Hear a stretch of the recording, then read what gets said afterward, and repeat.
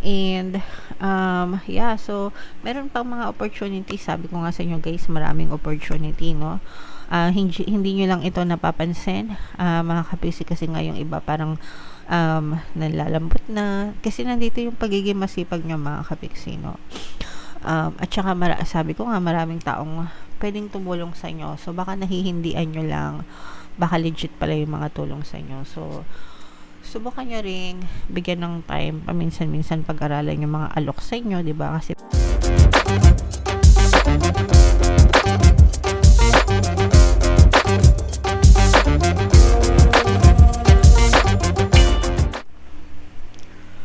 hello guys, hello Libra, welcome back to Pinay Pixie Tarot. Ang pamagat ng episode natin for tonight is Mid-Month Kapalaran para ngayong January 16 to 31 para sa Libra, Sun, Moon, Rising Sign, and Venus.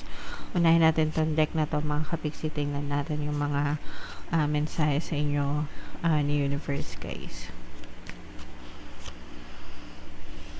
So, this is both negative and positive, mga kapiksi.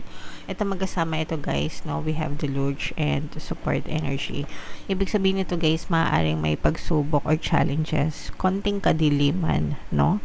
Konting kadiliman na ma-experience kayo ngayong January 16 to 31. Pero, matibay ang inyong support system. Ibig sabihin may mga taong malalapitan kayo, may mga taong handang tumulong sa inyo, mga kapiksi, para malampasan nyo itong mga pagsubok na to, guys, no? So this too shall pass, mga kapiksi. Lilipas din ito, pansamantala lang ito, dadaan lang ito sa inyo, guys. And for some of you guys, parang feeling ko kailangan dumaan nitong pagsubok na to para malaman mo talaga kung sino yung mga taong handang tumulong sa'yo. Makikilala mo yung mga taong ready to support yung mga kapiksi sa mga pinagdadaanan mo. So in a way, maganda rin yan, guys, para malaman mo talaga kung sino yung mga taong hindi ka iiwan sa gitna ng mga pagsubok and mga challenges mo sa buhay. Okay? And for some of you naman, guys, this is an advice, no, to keep the fire in your heart regarding sa mga desires nyo, regarding do sa mga gusto nyong ma-achieve sa inyong buhay, mga kapiksi. Okay, so maging consistent kayo, always focus on your desires, on your goals, guys, hanggang sa tuluyan nyo talagang ma-achieve yung mga minimithi nyo, yung mga ninanais nyong maabot sa inyong kabuhayan, mga kapiksi. Okay? So, comment down below if feeling nyo naka-resonate kayo dyan, guys. Tingnan natin yung mga ganap sa inyo ngayong January 16 to 31. Shuffle natin to, mga kapiksi. Habang sinashuffle ko to, panoorin nyo muna yung video natin regarding sa ating paano mag-manifest ng abundance video course. Kapiksi, sawa ka na ba sa mga struggles at hirap sa buhay mo? Masipag ka ba at masikap sa buhay ngunit hindi ka pa rin umaasenso? Ilang beses ka na bang nag-attempt mag-negosyo at mag-invest pero palagi ka pa rin nalulugi? Sa pagkakataon na ito ay maaaring may subconscious beliefs ka na nagiging balakid sa iyong pag-unlad at pagyaman. Introducing, paano mag-manifest ng abundance video course. Dito ay matututunan mo ma-overcome ang mga balakid mo para tuluyan ka ng umunlad, umasenso, sumagana, maging matagumpay, successful at maswerte sa iyong kabuhayan, pera, trabaho, negosyo sa lapi at kaperahan ng bonggang-bongga.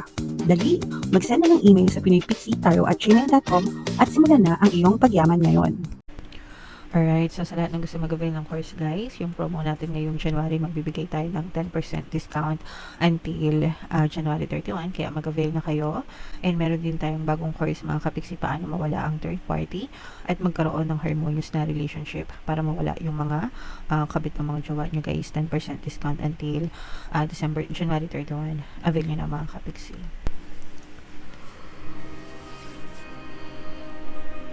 So, Libra, kayo ay na-represent ng King of Swords sa ating spread.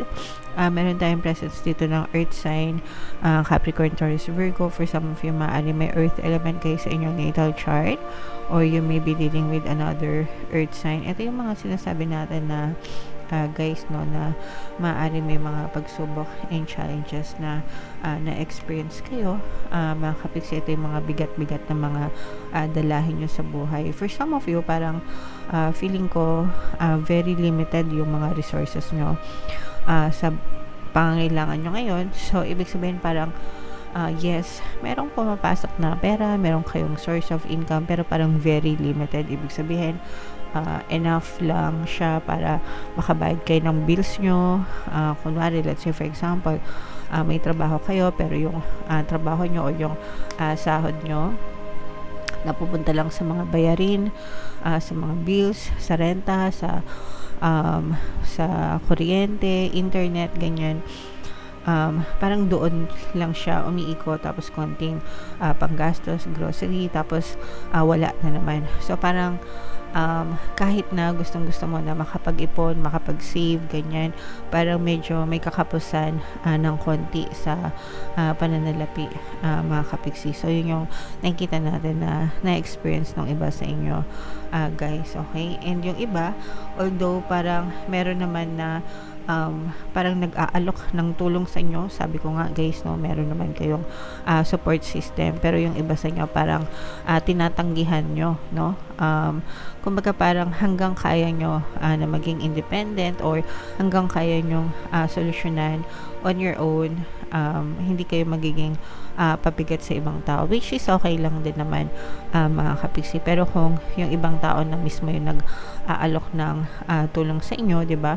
And kung meron naman siyang magandang intention, why not, 'di ba? So pag-aralan niyo din yung mga inaalok na tulong sa inyo, mga kapiksi, kasi baka makatulong din yan. Yung iba sa inyo parang nagbabala kayo na mag-abroad, lumipad, ganyan, and nag-aantay kayo ng balita. Yung iba sa inyo pwedeng may mga pending applications kayo, guys, no, pero parang wala pa, no, parang hindi pa kayo nakakatanggap ng feedback sa mga in-applyan nyo, ganyan. So konting tiis lang, mga kapiksi, at dadating din yun sa inyo, guys, okay?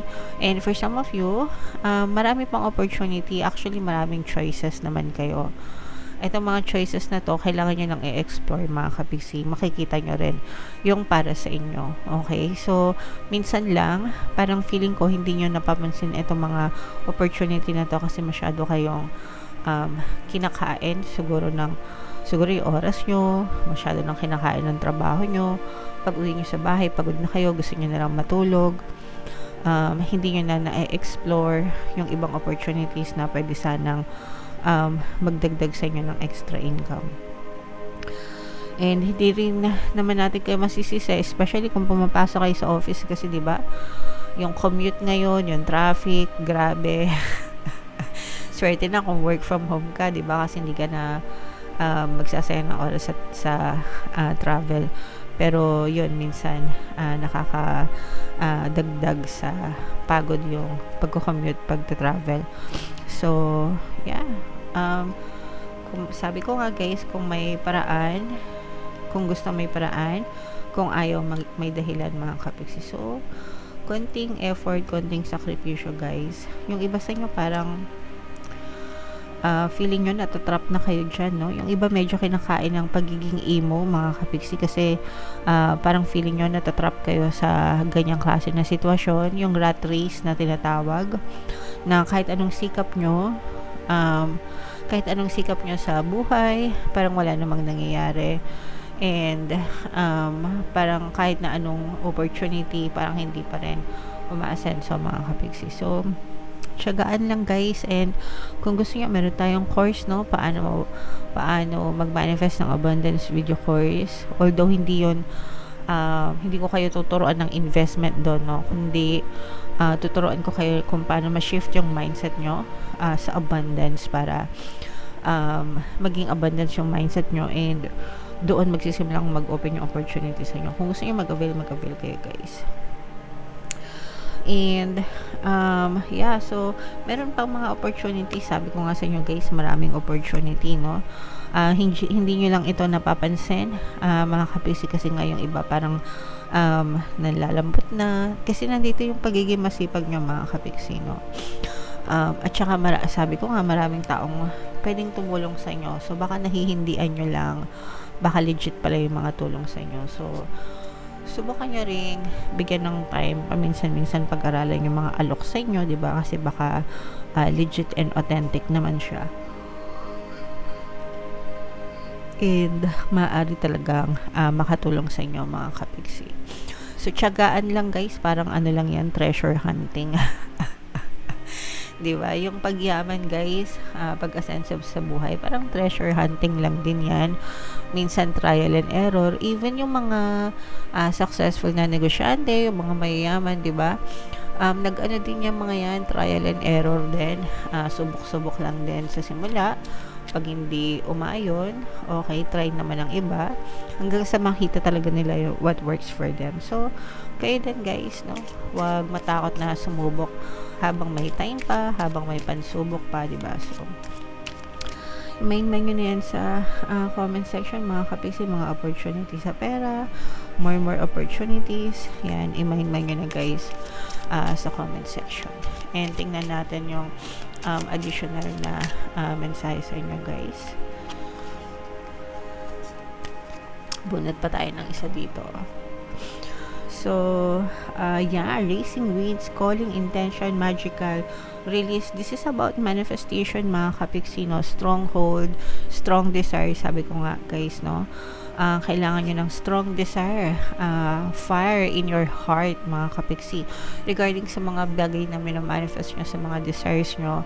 And kapag matindi yung desire nyo, you focus your energy, your attention sa mga intentions nyo, especially kung mabuti yung intention nyo, talagang magmamanifest yung mga desires nyo sa buhay, guys. Okay? Alright, so yeah, comment down below guys if feeling nyo naka-resonate kayo dyan for more tarot readings para sa